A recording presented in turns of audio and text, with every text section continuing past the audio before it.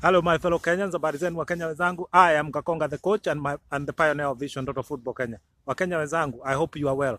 Tears on my eyes keeps on falling, Wakenya wenzangu. And I'll say it again. Tears on my eyes keeps on falling. Why? I am so disappointed with our football in Kenya, Wakenya wenzangu. Yeah, the bad news that keep coming from our Kenyan football. Yeah, every day I am so disappointed. But Wakenya wenzangu, the future is bright, Wakenya wenzangu. But first of all, I want to talk about three things today. Number one, match fixing. Yeah. Number two, I want to talk about FKF taking over Kenya Premier League management. Number three, I want to talk about hooliganism. Yeah, in our Kenyan football, Kenya wenzangu. These are issues, real issues that we must confront and decide where we want to go as a nation when it comes to football. Because Wakenya wenzangu, we cannot sink any further. Our football cannot sink any further. We cannot allow it, Wakenya wenzangu. And you see this vest I'm wearing here? It is called high visibility jacket. And the reason why I'm wearing it, it is symbolic, Wakenya wenzangu, meaning that, yeah, we are not visible when it comes to football. No one wants to get near us when it comes to football. Our football is stinking. Yeah, internationally, we are not getting any recognition. Our football is stinking. So we need high visibility jackets, Wakenya wenzangu, to rescue our football. But I tell you what, we can no longer sink any further. I am determined, and Wakenya wenzangu, please subscribe and continue to support me. If you are watching this me for the first time, please remember to subscribe, remember to make comments, let us keep supporting each other, and remember to like what I'm saying, Wakenya wenzangu. Together we are going to save our football, Wakenya wenzangu. We are no longer, and I mean it, we are no longer going to accept, yeah, the type of stories, the type of mess that is within our football, Wakenya wenzangu. But like I said, Wakenya wenzangu, let us talk about match fixing. Wakenya wenzangu, match fixing stories in Kenya, they are not just stories, it's real. Yeah, FIFA has said it. FIFA is doing the best to deal with these issues, but our Kenyan football governance must change. We cannot always wait for FIFA to come and fix our football. I've said it before. We don't need FIFA to fix our football.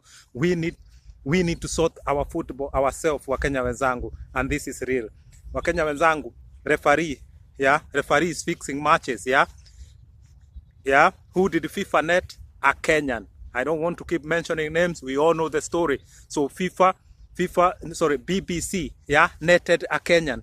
Yeah, Kenyan referee fixing football. Now, a Kenyan, yeah, international player. Wakenya wenzangu, back home, yeah, you know about the referees fixing matches as well in Kenya Premier League. You know the Homeboys coach, the Ugandan coach who has gone back to Uganda. He has talked about it. He's a whistleblower. Now FKF is asking him to provide a report so that FKF can do investigation. He is a whistleblower. FKF, take action. Don't keep telling a whistleblower to provide a report, to provide the lead. These things have been happening. Kenyan media has been talking about this stuff for far so long, so it is happening. I believe it. It is real. Yeah, match fixing in Kenya is all over the place, and we must sort it out. Football governance is terrible in Kenya. Yeah, how many times have I talked about it on my videos? We need to fix this now. Another thing I want to talk about is, like I said, it was match fixing. Then I want now to tell you something about Kenya Premier League being taken over by FKF. That will be a disaster, Wakenya wenzangu. If you think about it, FKF is worse off than Kenya Premier League. So how can FKF manage Kenya Premier League? But Kenya Premier League, you must stage a fight. You must tell FKF, stop your interference, telling us about the contract, renewing contract. Yeah, it is not upon FKF. Yeah, I know FKF gives mandate to Kenya Premier League to manage football, but it's not that FKF must take over the management. This can happen in a worse situation. When things are bad, FKF can take over. But things in Kenya Premier League are not that bad. I know Kenya Premier League need help to get sponsors, yeah, to sort their management, to sort management structure, to sort their commercial side of the Kenya Premier League so they can get heavy and good deals. So what Kenya Premier League need at the moment is not takeover. what they need is assistance. FKF is managing National Super League at the moment, but you know the stories wa Kenya wenzangu. Referees in Kenya are saying they are fixing matches. You know why?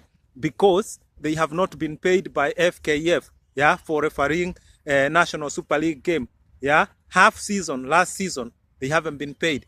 And since the start of this season, they haven't been paid as well. So they have come out and said they are fixing matches because they don't receive payment. So that same FKF now want to take Kenya Premier League. FKF will damage Kenya Premier League, yeah, more than it is now. So Kenya Premier League say no, resist, stage a fight, say this is not okay, it is not possible. FKF must deal with governance issues, football governance issues, instead of taking over the commercial side of football. Leave that to Kenya Premier League to deal with that. And that is the right way forward, yeah.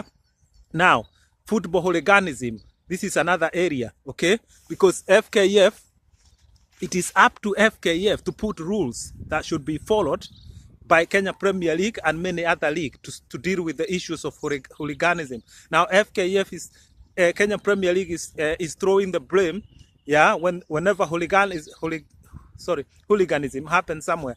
Kenya Premier League is throwing the blame to FKF. FKF is throwing the blame to the government. Government is blameless. Wakenya wenzangu, let us talk about it. It is about FKF crafting rules to deal with hooliganism, and those rules have to be followed by Kenya Premier League, yeah, or any other match taking place within Kenya.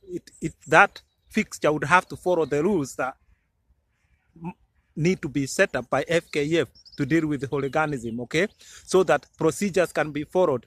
Yeah, people who cause troubles in football, they should be scared that something will happen to them. They'll be banned and fined and even jailed if it comes to that. So what need to happen is this. I said about it before. Yeah, what is FKF procedure of policing a match? What procedure do they use to make sure every match is secured, every match is safe?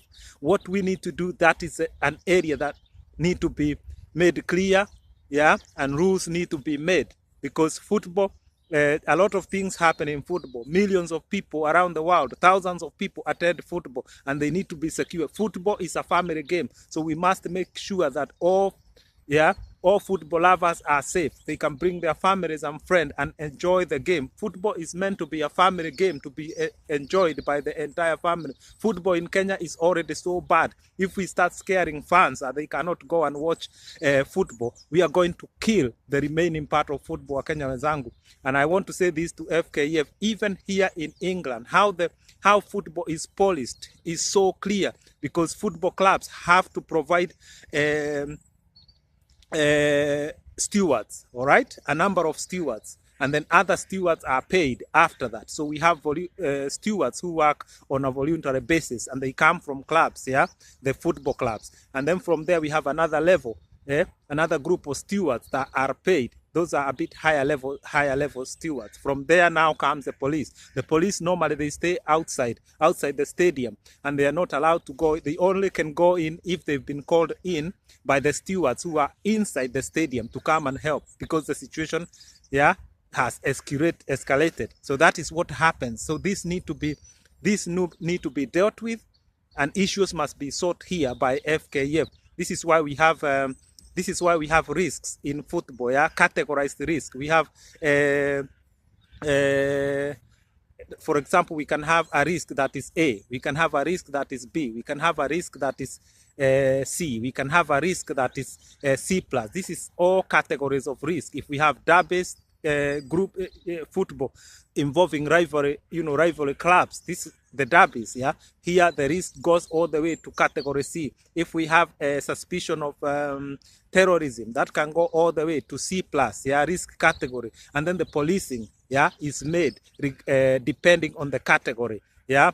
But the type of people who attend Kenyan matches is a very small group. I don't understand how this hooliganism keep happening. So this is the issue of FKF, yeah, and their failed football governance in Kenya. It's as simple as that. This is why hooliganism keep happening. Don't blame the government. The government has so much to do. Just few police outside there, they are enough. It is the issue of enough stewards, yeah, in these games where hooliganism is happening. And this is why I'm saying that when I talk about the failures of FKF, lots of failures are coming as a result of FKF as a football governing body. It has failed in all aspects. And this is why I say to Kenya Premier League, they must stage a fight that they cannot be taken over by FKF, because also the conflict of interest, yeah. So if a sponsor come and want to sponsor Kenya Premier League, who is the sponsor going to deal with? The FKF chairman, yeah, at this stage in time, Nick Mwendwa. So conflict of interest, yeah, governance and the football playing side. That conflict is very bad. We cannot allow it to happen in Kenya. It is already happening. I have had so many allegations, yeah, of FKF officials being football agents, yeah. I have heard so much of that, and there is a lot of conflict of interest around that area. Officials owning football clubs. So when a sponsor comes, you don't know they are coming there to sponsor the national team. Are they coming to sponsor a club? Are they being favored? Is the money going? Is FKF money being channeled toward football clubs that are owned by officials? There is so much mess, yeah, so much shit in our Kenyan football, and unless we sort it, I said our football is stinking. This is why I keep fighting. This is why I keep saying Vision Total Football Kenya ndio dawa yake, ndio kiboko yake ya kusoti mpira Kenya. Wakenya wenzangu ni sapotini. Wakenya wenzangu sapotini Vision Total Football Kenya. Itaokoa mpira wetu kila mahali. Tuondoe hii upuzi ulioko katika Kenyan football. Na uita upuzi kwa sababu there is so much shit or nonsense in Kenyan football, and we must say no to it. We must say no to football fixing. We must say no to bad football governance. Wakenya wenzangu, we must say no to football hooliganism. But saying no is not enough. We must take action, yeah, draft laws, yeah, draft rules that must be followed. Wakenya wenzangu, once again, if you haven't subscribe and make comment. Let us converse, let us support each other. Wakenya wenzangu, like I keep saying, you are a soldier. Wherever you are a football soldier. You and me are going to rescue our football in Kenya. So Wakenya wenzangu, I'll leave you in peace. And my final word, remember to subscribe. My name is Kakonga, the coach and the pioneer of Vision Total Football Kenya. A luta continua. I leave you in peace. I'm gone.